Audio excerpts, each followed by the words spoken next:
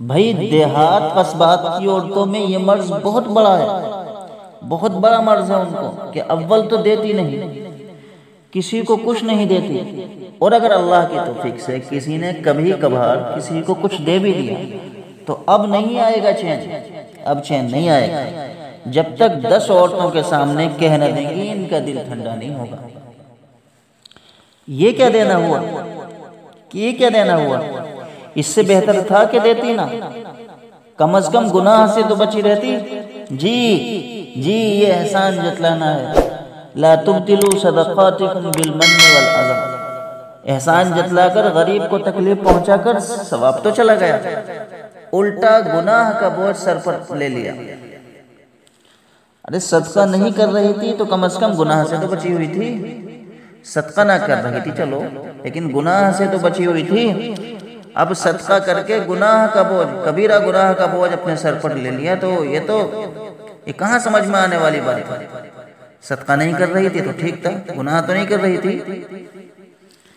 اور پہلے لوگ ایسے دیتے تھے، دینے کا طریقہ یہ تھا کہ اتنا چھپا کر دیتے تھے کسی کو بھنک نہیں ہوتی تھی، کانوں کان خبر نہیں ہوتی تھی کسی کو۔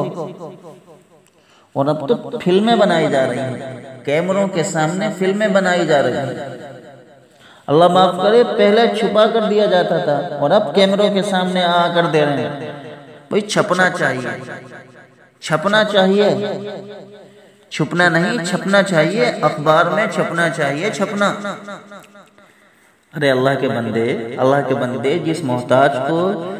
جس محتاج کی تو فلم بنا رہا ہے کیمرے کے سامنے، اس کو ذلیل کر رہا ہے، تجھے پتا ہے اس کے دل پر کیا بیت رہی ہوگی؟ اس نے یہ قدم خوشی میں نہیں اٹھایا، اپنے دل سے سمجھوتا کیا ہے، اپنے جذبات کو ذبح کیا ہے، تب تیرے سامنے آیا ہے، تب تیری دہلیز پر اس نے قدم رکھا ہے، اور تو اس کا تماشا بنا رہا ہے۔ تیری ذرا سی مدد نے اس بیچارے کا تماشا بنا دیا۔